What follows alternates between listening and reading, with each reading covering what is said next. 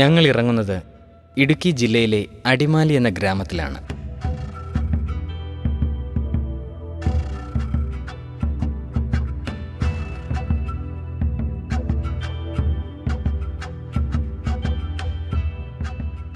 ഇവിടെ ആദിവാസികളുടെ 2 ഊരുകൾ സ്ഥിതി ചെയ്യുന്നു.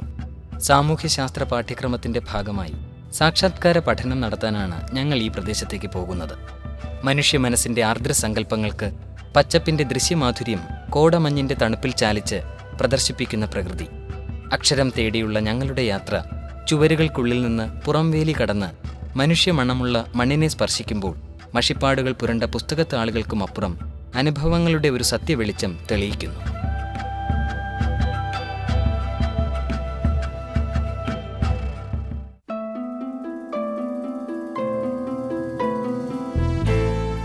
ആദിവാസി കുടുംബങ്ങൾ അധിവസിക്കുന്നിടത്തെത്താൻ 3 കിലോമീറ്ററോളം ഒരു കുന്നിനോളം പോകുന്ന തേരി കയറി പറ്റണം.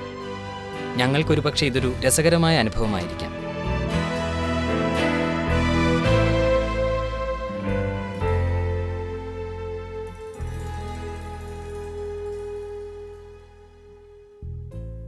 പക്ഷേ ഇവിടെ ജീവനം നടത്തുന്ന മനുഷ്യ സമൂഹത്തിന് പുറം ലോകവുമായി ബന്ധപ്പെടേണ്ടതിൻ്റെ ആകുലതകൾ ഈ പാതയുടെ ഓർമ്മകളിൽ അടുക്കപ്പെട്ട ചരിത്രമായി സൂക്ഷിച്ചിട്ടുണ്ടാവാം.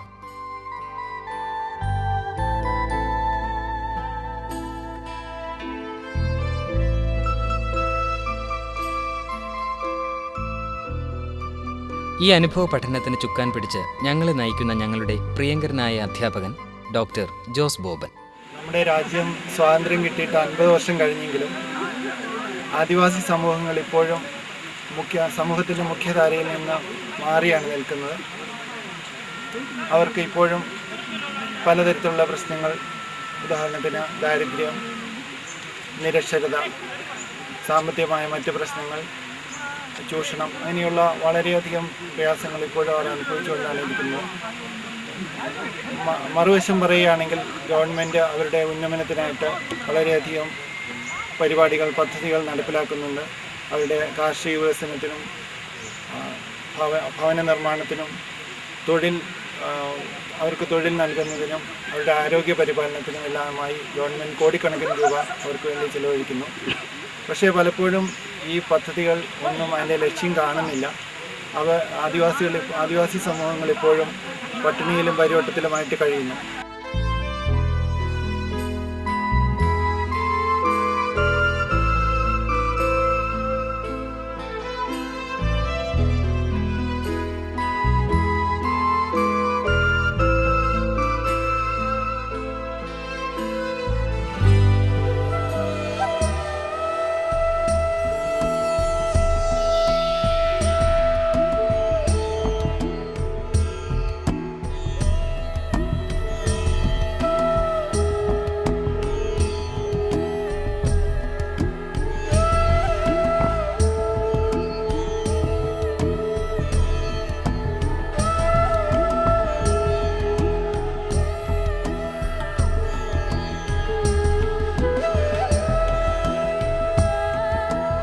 കേരളത്തിലെ എല്ലാ ജില്ലകളിലും ആദിവാസികളെ കാണുന്നുണ്ട്. ഏറ്റവും കൂടുതൽ ആദിവാസികൾ വസിക്കുന്നത് വയനാട് ജില്ലയിലാണ്. വയനാട് കഴിഞ്ഞാൽ നാം ഇപ്പോൾ നിൽക്കുന്ന ഇടുക്കി ജില്ലയിലാണ് കേരളത്തിലെ ഏറ്റവും കൂടുതൽ ആദിവാസി സമൂഹങ്ങൾ കാണപ്പെടുന്നത്. ഈ ഇടുക്കി ജില്ലയെ സംബന്ധിച്ച് 6 ആദിവാസി സമൂഹങ്ങൾ ഇവിടെയുണ്ട്. മുതുവാൻ, മന്നാൻ, മലയരിയൻ, ഊരാളി, വളിയൻ മുതലായ വിഭാഗങ്ങൾ ഇടുക്കി ജില്ലയിൽ കാണുന്നു. നാം ഇപ്പോൾ സന്ദർശിക്കാൻ പോകുന്നത് മുതുവാൻ, മന്നാൻ ഈ 2 വിഭാഗങ്ങളെയാണ്. അടിമാലിക്കടുത്തുള്ള ചിന്നപ്പാറ, തലയാരപ്പൻ എന്നീ 2 സെറ്റിൽമെൻറ്റ്സാണ് നമ്മൾ ഇന്ന് സന്ദർശിക്കാനായി പോകുന്നത്. തലയാരപ്പനിൽ മുതുവാന്മാരും ചിന്നപ്പാറയിൽ മന്നാന്മാരും താമസിക്കുന്നു. തലയാരപ്പനിൽ ഏകദേശം 30ഓളം വീടുകളും ചിന്നപ്പാറയിൽ 300ഓളം വീടുകളും ഉണ്ട്. ഈ 2 ആദിവാസി സമൂഹങ്ങളും പ്രധാനമായും കാർഷിക വൃത്തിയുമായി ബന്ധപ്പെട്ട് ജീവിക്കുന്നു. അവർക്ക് സ്വന്തമായ സ്ഥലമുണ്ട്, അതിൽ കൃഷി ചെയ്യുന്നു. അതോടൊപ്പം തന്നെ പുറത്തുള്ള ആളുകളുടെ സ്ഥലത്ത് കർഷക തൊഴിലാളികളായും അവർ പ്രവർത്തിക്കുന്നു. പൊതുവെ സാമ്പത്തികമായി പിന്നോക്കം നിൽക്കുന്ന ഇവർ വനവിഭവങ്ങൾ ശേഖരിക്കാറുമുണ്ട്. സ്ത്രീകളും പുരുഷന്മാരും ഒരേപോലെ തന്നെ ജോലിയിൽ ഏർപ്പെടുന്നു. പൊതുവെ സ്ത്രീകൾ പുറത്ത് ജോലിക്ക് പോകുന്നത് കുറവാണ്. പുരുഷന്മാരാണ് സെറ്റിൽമെൻറ്റിന് വെളിയിൽ ജോലിക്ക് പോകുന്നത്.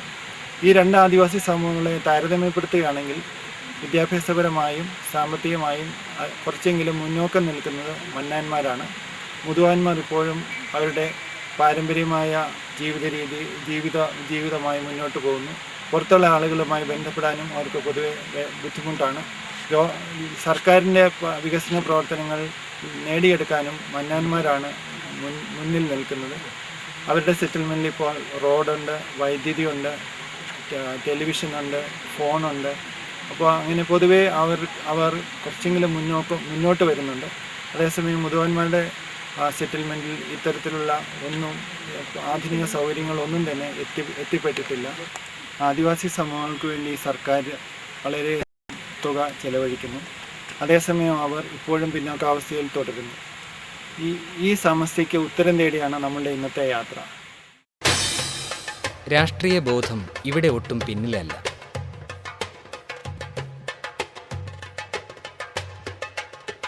കഴിഞ്ഞ തിരഞ്ഞെടുപ്പുകളുടെ പ്രചരണ ശിഷ്ടങ്ങൾ ഞങ്ങൾക്കിവിടെ പലയിടത്തും കാണാൻ കഴിയുന്നു.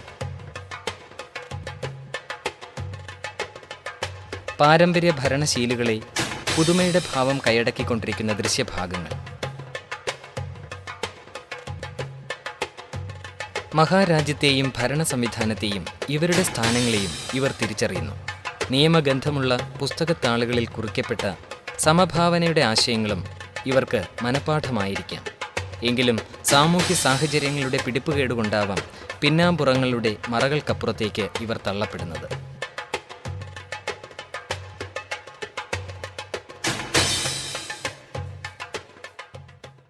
ഞങ്ങൾ സന്ദർശിക്കുന്ന ഇന്നേ ദിവസം ഇവിടെ ഒരു പുതിയ അയൽക്കൂട്ടത്തിൻ്റെ ഉദ്ഘാടനം നടക്കുകയാണ്. ആയതുകൊണ്ട് തന്നെ ഇവിടത്തെ കുറേ പേരെ ഒരുമിച്ച് കാണാൻ സാധിക്കുന്നു. കൂട്ടായ്മയിലൂടെ ഉയർച്ചയുടെ പുതിയ നാമ്പുകൾക്ക് പോഷണം നൽകാൻ സർക്കാർ നടത്തുന്ന പദ്ധതികൾ ഇവിടെയും വെട്ടം കണ്ടു തുടങ്ങിയിരിക്കുന്നു.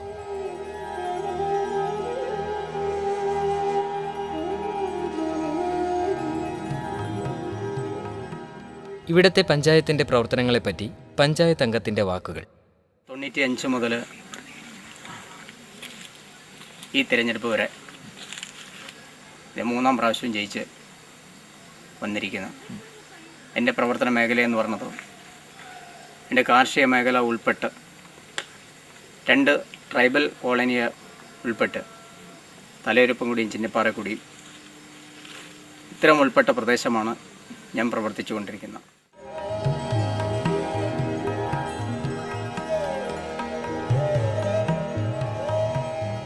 അവരുടെ നിയമപാലകനായ തണ്ടക്കാരനും മറ്റൊരു സാധാരണക്കാരനും പഴയതും പുതിയതുമായ ഭരണ സാഹചര്യങ്ങളെപ്പറ്റി. ഞാൻ രാജമന്നാൻ്റെ കിടാളങ്കാണിയുടെ പോലീസാണ്. അവരുടെയാണ് അധികാരം തന്നെയാണ്. 1000 കോടി അവൻ്റെയാണ് യഥാർത്ഥത്തിൽ മുറ. ആ മുറ വച്ചാണ് ഇവിടുത്തെ ചട്ടങ്ങളും കൂടുകളും ഉണ്ടാക്കിയത്. അതിനോരോ തട്ടുകളുണ്ട്. ആ തട്ട് വെച്ചാണ് ഞങ്ങൾ ഇതിൻ്റെ റൂട്ടുകൾ കൈകാര്യം ചെയ്തുകൊണ്ടിരിക്കുന്നത്. അപ്പോൾ മുറ വെച്ചെന്ന് പറയുമ്പോൾ ഈ 4 വകുപ്പിലുള്ള ആളുകളുണ്ട്, പിന്നെ മേലധികാരികൾ. അവരിൽ നിന്നാണ് ഇത് കൈകാര്യം ചെയ്യാൻ പറ്റുള്ളൂ. അപ്പോൾ കുടിയിൽ എന്തെങ്കിലും പാകപ്പിഴ വന്ന് അല്ലെങ്കിൽ കുടി എന്തെങ്കിലും ഒരു കേസുകൾ വന്നു കഴിഞ്ഞാൽ അത് നമ്മൾ നിറവേറ്റി കൊടുക്കണം. അതല്ലേ ഒരു കാണിയുടെ കീഴിൽ അത് വിളിച്ച് ചോദിച്ച് കാര്യങ്ങൾ നടത്തണം. ഈ 1000 കോടിയാൻ്റെ മേളിലാണ് കാണിയുടെ മേളിലാണ് രാജമന്നാൻ. രാജമന്നാൻ പറയുന്നത് അനുസരിച്ചാണ് കാണിക്ക് കൈകാര്യം ചെയ്യാൻ പറ്റുള്ളൂ. എങ്കിൽ മാത്രമേ 1000 കുടിയാൻ ചെയ്യാൻ പറ്റുള്ളൂ. അതിൻ്റെ കീഴിലുള്ളതാണ് ഉളന്താരി കുടിയാനവൻ, വലിയുളന്താരി, ഇളയവട്ട, തണ്ടക്കാർ എന്നുള്ള ആളാണ് ഞാൻ. നമ്മുടെ പ്രവർത്തനം കുറച്ച് ഇതിനു മുമ്പ് വലിയ കുഴപ്പമൊന്നും ഇല്ലായിരുന്നു. ഇനിയിപ്പോഴത്തെ കാര്യങ്ങളെ പറ്റി നമുക്കറിയാൻ പറ്റിയ പഞ്ചായത്തിൽ കയറിയാൽ പിന്നെ ഞങ്ങളുടെ ആളുകൾക്ക് എന്തെങ്കിലുമൊക്കെ രോഗങ്ങളൊക്കെ വന്നു കഴിഞ്ഞാൽ പുള്ളി അതിനെ നല്ല രീതിയിൽ തന്നെ എന്താക്കിയാണ് ഇടപെട്ടിട്ടുണ്ടെന്നുള്ളത് വളരെയേറെ വ്യക്തമായിട്ട് തന്നെ നമുക്കത് പറയാം. അല്ലാതെ വേറെ എന്തെങ്കിലുമൊക്കെ അല്ല പിന്നെ എന്താ പറഞ്ഞാൽ റോഡ്, വൈദ്യുതി, ഇങ്ങനെ ഉള്ള കാര്യങ്ങളെ പറ്റിയൊക്കെ കരുതിയതിനുമപ്പുറം അവരുമായി സൗഹൃദം സൃഷ്ടിക്കാൻ കഴിഞ്ഞപ്പോൾ വ്യക്തമായി പലതും ഇവർ തുറന്നു പറയുന്നു.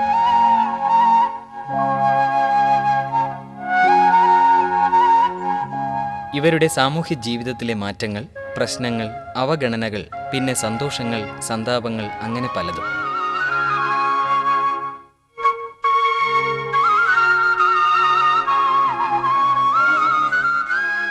പ്രകൃതിയുടെ മറയില്ലാത്ത സ്വാധീനം അലിഞ്ഞുപിടിച്ച, പുറം ലോകം അതിശയത്തോടും അപകർഷതയോടും നോക്കാൻ വെമ്പുന്ന പച്ചയായ ഈ മനുഷ്യജീവിതങ്ങളിൽ മാറ്റത്തിൻ്റെ മന്ത്രാക്ഷരികളിൽ ചിലത് ഞങ്ങൾക്ക് കേൾക്കാൻ കഴിയുന്നു.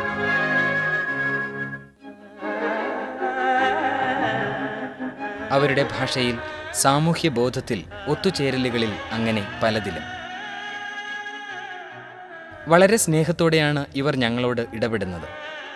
ഞങ്ങൾ ഇവരോട് ചോദിക്കുന്നത് പോലെ ഇവർ ഞങ്ങളോടും പലതും ചോദിക്കാൻ മടി കാണിക്കുന്നില്ല. തമിഴ് കലർന്ന മലയാളം ഭാഷയാണ് ഇവരുടേത്. എന്നാൽ ചിലർ തനതായ മലയാളവും സംസാരിക്കുന്നുണ്ട്. പുറത്തുനിന്നു വന്ന ഞങ്ങളെ സംശയത്തോടും ഭീതിയോടും കാണുന്നവരും ഇവിടെയുണ്ട്.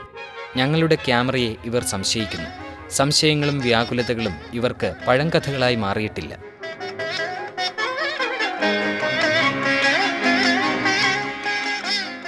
എനിക്ക് തോന്നിയതല്ല, എൻ്റെ കൂടെ ഉള്ള ചില ചേച്ചിമാർക്കൊരു സംശയമായിരുന്നു. അപ്പം ഇത് കൊണ്ടുപോയിട്ട് ഇവർ കൊണ്ട് നമ്മളെക്കുറിച്ച് എന്ത് പറയാനാണോ ചെയ്യാനാണോ എന്നുള്ളൊരു പേടിയാണ്. ഞങ്ങൾ പിന്മാറുന്നില്ല. ഞങ്ങൾക്ക് ആരും അന്യരല്ല. ഞങ്ങൾക്ക് ആരെയും അകറ്റാനും കഴിയില്ല. കാരണം ഞങ്ങൾ സാമൂഹ്യ വിദ്യാർത്ഥികളാണ്. പിള്ളേരൊക്കെ പഠിക്കാൻ പോകും, തള്ളമാരൊക്കെ വീട്ടിലിരിക്കും. വീട്ടില് അല്ല, ജോലിക്കൊന്നും പോകുന്നില്ല. ഇല്ല. ഇത് ഇവരുടെ ആരാധനാലയം. വിശ്വാസങ്ങളുടെ തീക്ഷ്ണത ശുദ്ധിയിലും അച്ചടക്കത്തിലും സ്ഫുടം ചെയ്തെടുത്ത് ഹൃദ്യഭാവങ്ങൾക്ക് രൂപം നൽകുന്ന ഇവരുടെ ദൈവസങ്കല്പതീരം. കാളിയും മലദൈവങ്ങളും ഞങ്ങൾ ഇവിടെ കാണുന്നില്ല.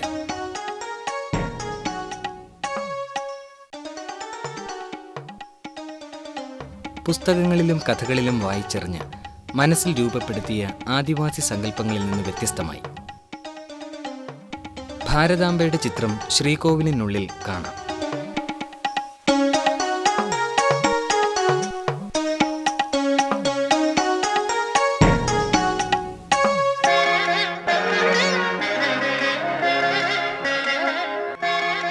വൃത്തിയുള്ള പരിസരം, നിശബ്ദമായ അന്തരീക്ഷം, അങ്ങനെ സുരഭിതമായ ചുറ്റുപാട്. ഇവിടെ ഒരു ബലിക്കല്ലുണ്ട്. പക്ഷേ ബലി നടത്തുന്നില്ലെന്ന് ഇവർ പറയുന്നു. ഇത് അമ്പലത്തിനടുത്തുള്ള ഒരു ചായക്കട. പ്രഭാതങ്ങളിലും സായാഹ്നങ്ങളിലും കൊച്ചു വർത്തമാനത്തിൽ ചേർത്ത പാനീയങ്ങൾക്ക് ഒരു പിടിയോളം പേർ ഇവിടെ എത്തുമെന്ന് കടയുടമ പറയുന്നു.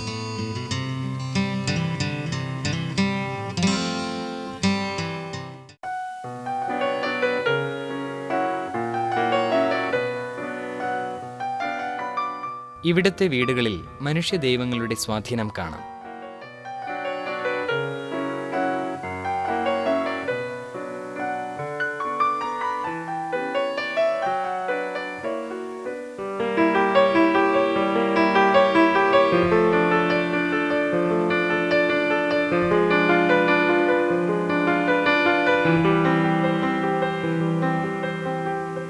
ഒരു സമൂഹത്തിന്റെ ജീവിത പശ്ചാത്തലത്തെ അളന്നു തിട്ടപ്പെടുത്താൻ അവിടുത്തെ വസതികൾ ചിലപ്പോൾ സഹായിച്ചുവെന്നിരിക്കും. നല്ല രീതിയിൽ വാസയോഗ്യമായ വീടില്ലാതെ കിടന്ന മേഖലയാണ്. ഇപ്പോൾ നമുക്ക് കുറേശ്ശെ ആയാൽ പോലും നമ്മുടെ മേഖലയ്ക്ക് വാസയോഗ്യമായ വീട് നമുക്ക് കൊടുക്കാൻ കഴിയുന്നുണ്ട്. പഴയ രീതിയിലുള്ള വീടുകൾ, പ്രധാനമായും ഇവ പ്രകൃതിജന്യ വസ്തുക്കൾ കൊണ്ട് നിർമ്മിച്ചവയാണ്. വീടുകളിലെ വരാന്തയുടെ ചുവരുകളിൽ ദൈവചിത്രങ്ങൾ നിറയെ കാണാം. അതിനുപരി സിനിമാ താരങ്ങളുടെയും. പുല്ലും ഓലയും കൊണ്ട് പാകപ്പെടുത്തിയവയ്ക്ക് പുറമെ ഓടുമേഞ്ഞതും തകരഷീറ്റ് മേഞ്ഞതുമായവ ഇവിടെ കാണുന്നു. ഇവയിൽ ആധുനികമെന്ന് തോന്നിപ്പിക്കുന്ന വിധത്തിൽ സിമന്റും കല്ലും ഉപയോഗിച്ചിരിക്കുന്നവ സർക്കാരിൻ്റെ ധനസഹായത്താൽ നിർമ്മിക്കപ്പെട്ടവയാണ്. ആനുകൂല്യങ്ങൾ പകുതിയിൽ തീർന്നതുകൊണ്ടോ കയ്യിൽ കിട്ടിയത് തീർന്നു പോയതുകൊണ്ടോ പൂർത്തീകരിക്കാതെ നശിച്ചുകൊണ്ടിരിക്കുന്ന ചില വീടുകളും ഇവിടെയുണ്ട്. വീട് അപൂരങ്ങളൊക്കെ ആയിട്ട് ഇവിടെ ലഭിച്ചിട്ടുള്ളൂ. വികസനത്തിൻ്റെ ആലക്തിക ചാലകങ്ങൾ. ആധുനികതയുടെ വെളിച്ചം ഇവരുടെ ജീവിതത്തിൻ്റെ ഇടനാഴികളിൽ ഏറെക്കുറെ എത്തിപ്പറ്റിയിരിക്കുന്നു. ഈ ചായക്കടയിലെ ടെലിവിഷനു മുന്നിലാണ് ഇവർ സിനിമാ വിനോദങ്ങൾക്ക് ഒത്തുചേരുന്നത്.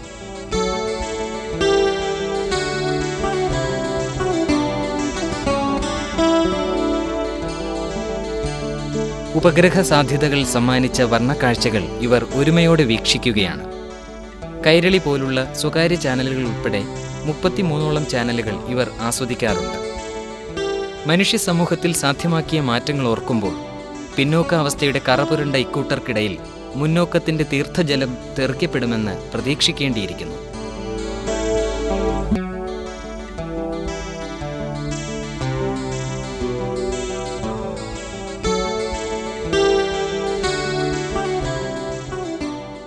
ഇവിടെ സ്ഥാപിച്ചിരിക്കുന്ന DTH പുത്തൻ സാധ്യതകൾ അറിയാനും അംഗീകരിക്കാനും ഇവർക്ക് കഴിഞ്ഞിരിക്കുന്നു.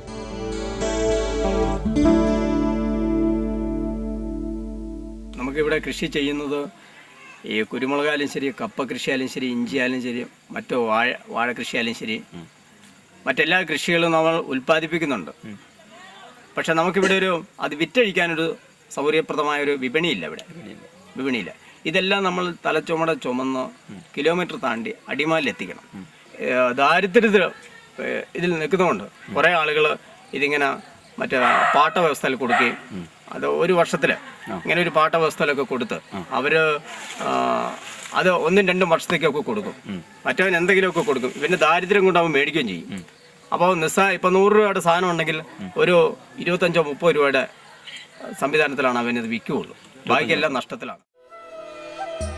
ഇഞ്ചി, ഗ്രാമ്പു, കാപ്പി, ഏലം, മരച്ചീനി തുടങ്ങിയവ ഇവിടെ കൃഷി ചെയ്യപ്പെടുന്നു. മുതിർന്നവർക്ക് പുറമെ ഇവിടുത്തെ കുട്ടികളെയും പാടങ്ങളിൽ ഞങ്ങൾക്ക് കാണാം.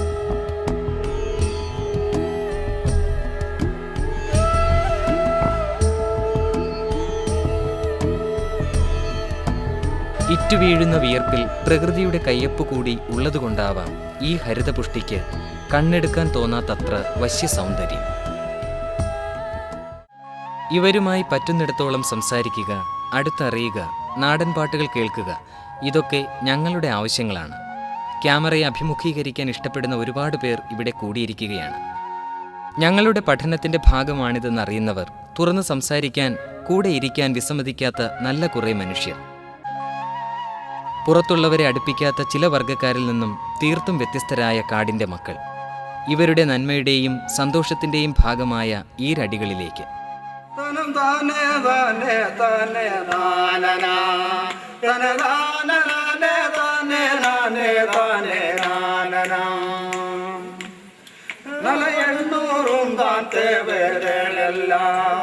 ഹരിരാമ രാമോടിയവനെ കർക്ക വേണ്ടുമാ നലവനത്തിലിരിക്കും പരദൈവമെല്ലാം ഹരിരാമ രാമോടിയവനെ കാഴ്ച വേണ്ടുമാ നലയെണ്ണൂറും താഴ്വരെല്ലാം ഹരിരാമ രാമോടിയവനെ കാർക്ക വേണ്ടുമാ നലവനത്തിലിരിക്കും പരദൈവമെല്ലാം ഹരിരാമ രാമോടിയവനെ കാഴ്ച വേണ്ടണം.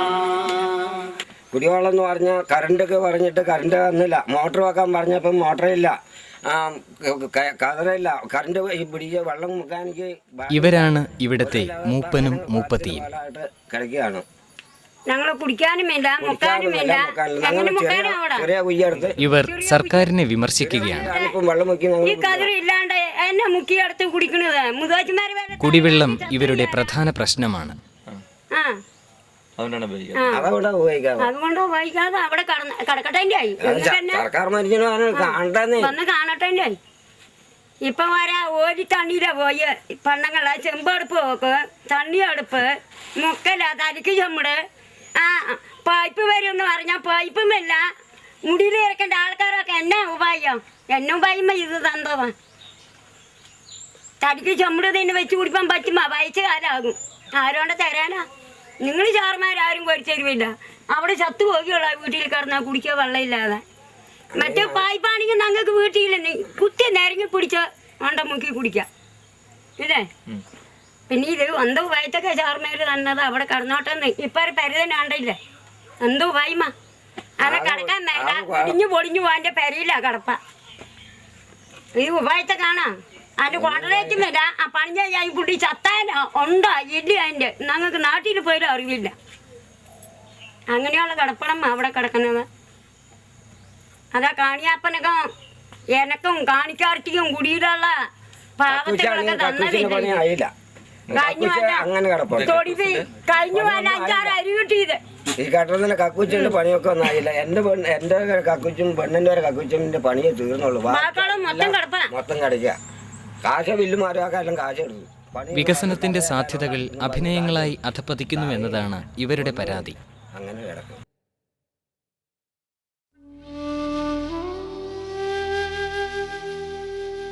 ലക്ഷങ്ങൾ ചെലവിട്ട ഒരു കുടിവെള്ള പദ്ധതി ഇത് അപ്രയുക്തമായി കിടക്കുന്നു. സംവിധാനങ്ങൾ തരപ്പെട്ടിട്ടും ആരുടെയോ അപകർഷത ഈ ചെറിയ മനുഷ്യരെ കീഴ്പ്പെടുത്തി കളയുന്നു.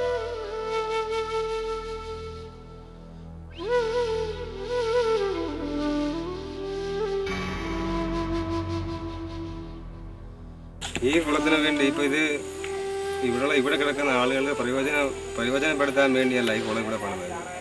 ഇത് അവർക്ക് ഇത് കുളമെടുത്ത ആളുകളും ഇതിൻ്റെ ഏജന്റുമാർക്ക് കാശിന് വേണ്ടിയില്ല.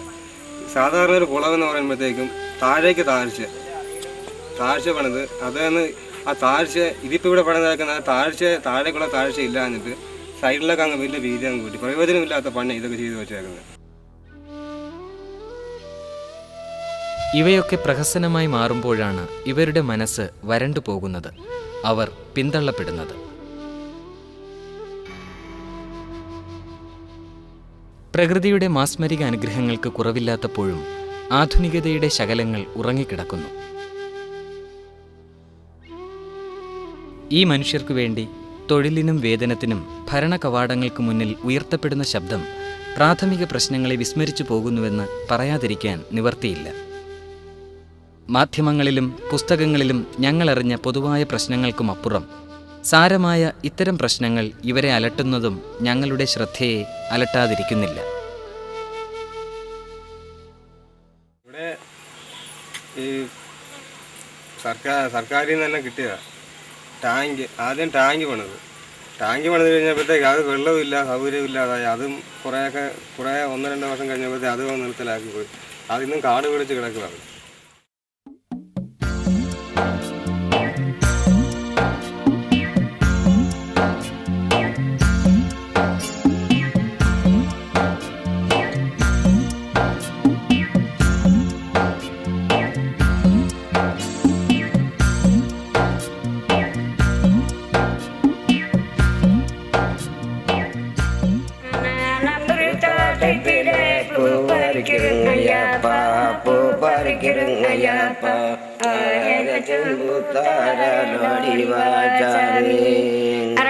നമ്പർ തോട്ടത്തിലെ പൂ പറിക്കരുങ്ങയ്യപ്പ, പൂ പറിക്കരുങ്ങയ്യപ്പ, 2 ലക്ഷം പൂത്താരോടി വാചാമി. 3 നമ്പർ തോട്ടത്തിലെ പൂ പറിക്കരുങ്ങയ്യപ്പ, പൂ പറിക്കരുങ്ങയ്യപ്പ, 3 ലക്ഷം പൂത്താരോടി വാചാമി. നമ്പർ തോട്ടത്തിലെ പൂ പറിക്കരുങ്ങയ്യപ്പ, പൂ പറിക്കരുങ്ങയ്യപ്പ, 4 ലക്ഷം പൂത്താരോടി വാചാമി.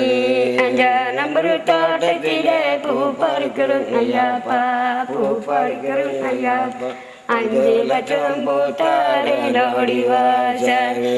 6 നമ്പർ തോട്ടത്തിലെ പൂ പറിക്കരുങ്ങയ്യപ്പ, പൂ പറിക്കരുങ്ങയ്യപ്പ, 6 ലക്ഷം പൂത്താരോടി വാചാമി. 7 നമ്പർ തോട്ടത്തിലെ പൂ പറിക്കരുങ്ങയ്യപ്പ, പൂ പറിക്കരുങ്ങയ്യപ്പ, 7 ലക്ഷം പൂത്താരോടി വാചാമി. പിന്നെ എനിക്കൊരു വിഷമം ഞങ്ങളുടെ ആളുകളുടെ ഇടയിൽ ഉള്ളത്, നമ്മൾ കൊടുക്കുന്ന ആ പൈസ അവർ യഥാർത്ഥമായി ചെലവഴിക്കേണ്ടതിന് അവർ ചെലവഴിക്കാറില്ല. അത് എന്ന് വെച്ച് കഴിഞ്ഞാൽ അവർ ആ പൈസ എടുത്ത് മറ്റ് ഏതെങ്കിലും രീതിയിലെല്ലാം കളയാനായിട്ട് 10 രൂപ കിട്ടിയാൽ അവർ നന്നായിട്ട് അത് കൊണ്ടുപോകാനായിട്ട് ശ്രമിക്കുന്നില്ല. അതിൻ്റെ ഏറ്റവും പ്രധാനം ഞാൻ അവരെ കുറ്റം പറയല്ല, അവർ അതിനുള്ള വിദ്യാഭ്യാസമോ അറിവുകളോ അവർക്കില്ല. അതാണ് ഏറ്റവും കൂടുതൽ അവർക്ക് പറ്റുന്ന ഒരു പ്രശ്നം. ഇപ്പം നമുക്കിവിടെ മാർത്തോമ സഭയുടെ ഒരു സ്കൂൾ നമുക്ക് 1 മുതൽ 4-ാം ക്ലാസ് വരെ നമുക്ക് കിട്ടിയിട്ടുണ്ടാകും. മാർത്തോമ സഭയുടെ കോട്ടയം പത്രാസിൻ്റെ കീഴിൽ പ്രവർത്തിക്കുന്ന മാർത്തോമ സഭ അവർ ആണ് ആദ്യമായിട്ട് ഇവിടെ സ്കൂള് എത്തിച്ചത്. അപ്പം അങ്ങനെ അന്ന് മുതൽ സ്കൂളിൻ്റെ പ്രവർത്തനം വന്നതോടുകൂടി നമ്മുടെ കുടിയിലെ കുട്ടികൾക്ക് വിദ്യാഭ്യാസം ചെയ്യാനായിട്ട് കഴിഞ്ഞിട്ടുണ്ട്. എത്ര വരെയാണ് ക്ലാസ്? 1 മുതൽ 4 വരെയാണ്. സർക്കാരിന്റെ സ്കൂളുകളോ ഉണ്ടോ? ഇല്ല, സർക്കാരിൻ്റെ സ്കൂള് ഒന്നൊരു അംഗൻവാടിയുണ്ട്, ഒരു കിൻഡർ ഗാർഡൻ സ്കൂളുണ്ട്. അങ്ങനെ 2 സ്ഥാപനമാണ് നമുക്ക് സർക്കാരിൻ്റെ ഇതായിട്ട് വരുന്നത്.